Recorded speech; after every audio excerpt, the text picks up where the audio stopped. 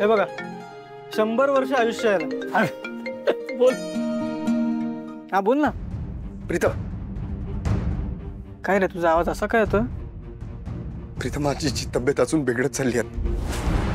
तुला आठवतं ना डॉक्टरांनी सांगितलं होतं तर तिच्या जवळच्या लोकांना बोलून घ्या। तू तिच्या मुलाचा काही शोध घेतलास का? हो मी मी मी बघतोच आहे ते।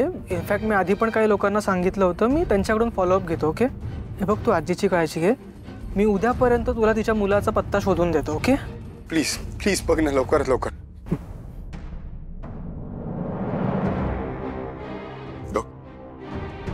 काय रे, काय म्हणत होता आदित्य? ॲक्च्युली तो आणि पारू ज्या आजीकडे राहतात तिची जरा तब्येत बिघडली आहे। मग आपल्या फॅमिली डॉक्टरांना पाठवायचं का तिकडे? नाही नाही नको, दादानी डॉक्टरची व्यवस्था केली आहे। ओके ओके ओके बरं ठीक आहे, मला खात्री आहे आदित्य नीट काळजी घेईल आजींची। घ्या, आता तर पैसे पण ट्रान्सफर झालेत।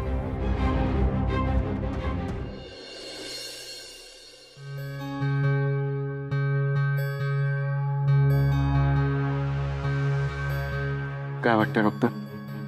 आत्तापर्यंत सगळं ठीक होतं, पण आता आजीची तब्येत खालावत चालली, त्यामुळे मला आजीला दवाखान्यात ॲडमिट केल्याशिवाय माझ्याकडे दुसरा पर्यायच नाही आहे। चालेल ना, लगेच ॲडमिट करूया। मला जरा तुमच्या दोघांशी बोलायचं आहे। मग बोला ना। तुमचं दोघांचं आजींवर खूप प्रेम आहे। तुमच्या दोघांची आजींबद्दलची तळमळही मला माहिती आहे, पण आजींचा आजारच एवढा मोठा आहे की त्यांना हॉस्पिटलमध्ये ॲडमिट केल्याशिवाय माझ्याकडे पर्याय नाही, आणि त्यांच्या ट्रीटमेंटचा खर्चही खूप मोठा आहे। एवढे पैसे तुम्ही उभे करू शकाल का? पैशांची काळजी करू नका, काही झालं तरी आजी बरी झाली पाहिजे। तुम्ही प्लीज लवकरात लवकर तिला ॲडमिट करून घ्या, पैशांची व्यवस्था मी बघतो। बरं मी निघतो। हो येस सर, एक मिनिट मी येतोच। आदित्य सर, डॉक्टर बराबर बोलतात। काय? कसे पैसे जमा करणार आहोत आपण? हे बघा, तुम्ही आत्ताच नोकरीला लागलात, जे पैसे मिळतात त्यातच आपण समजा भागवतोय। मग आजीच्या दवाखान्यासाठी कसे पैसे नाही मला माहिती नाही पारू, आता काहीच नाही मला माहिती। आजी बरी झाली पाहिजे बस। ती ती मला तिचा नातू म्हणते। आपल्या आपल्या कठीण परिस्थितीत तिने आपल्याला एक घर दिलं राहिला। मी